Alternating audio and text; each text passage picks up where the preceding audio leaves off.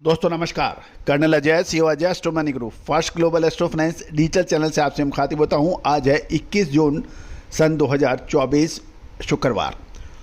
दोस्तों मसाले यानी स्पाइसेस के अंदर चाहे जीरा हो, धनिया हो, लाल मिर्च हो, काली मिर्च हो, छोटी इलायची, बड़ी इलायची, सौंफ, अजवाइन, मेथी, कलौंजी, चिरौंजी, मखाना, केसर,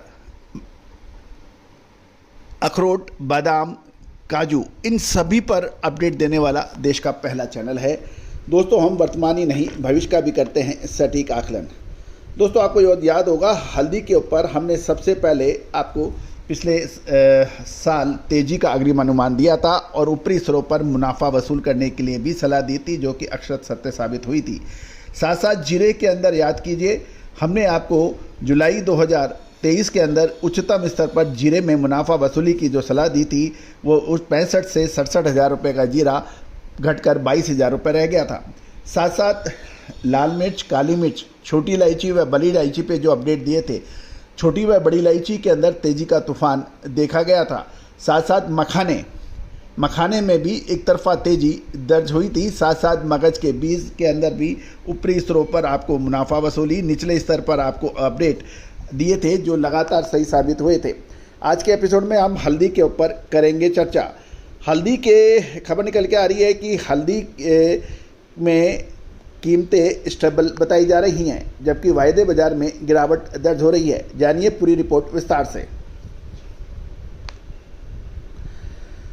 दोस्तों खबर निकल के आ रही है कि हल्दी के बाज़ारों में कीमतें लगभग स्थिर है, फिजिकल मार्केट यानी हाजिर बाज़ारों में, जबकि वायदे बाज़ारों में मामूली गिरावट भी देखी जा रही है। ये भी पता लग रहा है कि स्टॉकिस्ट और ख़रीदार काफ़ी अलर्ट हो गए हैं और अपनी आवश्यकता अनुसार ही ट्रेडिंग के अनुसार माल खरीद रहे हैं। यदि हम पिछली आवक की पर बात करें तो आवक 11,169 यानी 11,169 बैग से घटकर 11,000 बैग रह गई है, जो कि बाज़ारों में आवक की गिरावट को स्पष्ट रूप से दर्शा रहा है। साथ साथ यदि हम उत्पादन की बात करें तो पिछले साल की तुलना में इस बार 20 से 25% उत्पादन कम है, जिसका भी हमने आपको लगातार अपडेट दिया था और इसका उत्पादन कम होने से सीजन में आवक धीरे धीरे घट सकती है। जहाँ तक अभी प्रेजेंट सिनेरियो की बात है कि दक्षिण भारत और महाराष्ट्र में मानसून की दस्तक हो चुकी है और प्रमुख हल्दी उत्पादक जिलों में मानसून की गतिविधियां मजबूत रहने की उम्मीद लगाई जा रही है और किसान इस सीजन में हल्दी के रकबे में वृद्धि कर सकते हैं। उम्मीद है इसका असर भविष्य में पड़ेगा। दोस्तों हल्दी की बिजाई के बारे में हमारा एक कंप्लीट एपिसोड हमने अपलोड किया हुआ है, उसको भी देखना ना भूलें।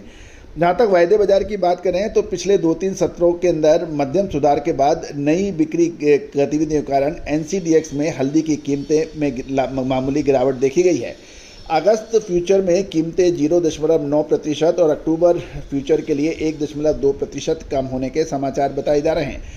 NCDX के यदि स्पॉट की कीमतें देखें तो निजामाबाद पॉलिश 18,207, निजामाबाद अनपॉलिश 17,169 और सांगली राजापुर 19,213 के भाव NCDX के पोर्टल पे दिखाई दे रहे हैं। जहां तक NCDX फ्यूचर की बात करें तो अगस्त 2024 का वायदा 18,144 पे है, जो लगभग 0.9% की गिरावट है, 160 रुपये की।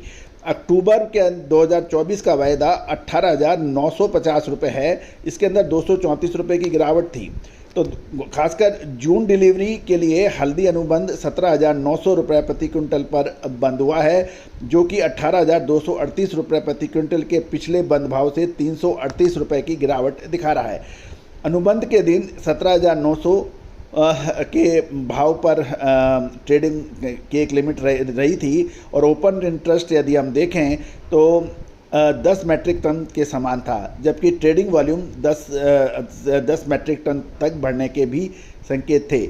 यहाँ तक अगस्त डिलीवरी के लिए देखें तो अगस्त डिलीवरी के लिए टर्मरिक यानी हल्दी कॉन्ट्रैक्ट 18,140 रुपये प्रति क्विंटल पे बंद हुआ है, जो 18,300 रुपये प्रति क्विंटल के पिछले बंद भाव की तुलना में 160 रुपये की गिरावट दिखा रहा है।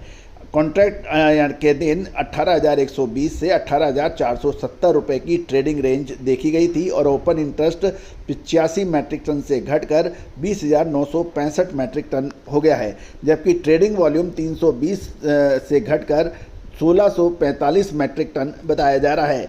और ये भी देखने वाली बात है कि जून और अगस्त अनुबंध के बीच में 240 रुपये क्विंटल का डिफरेंस है।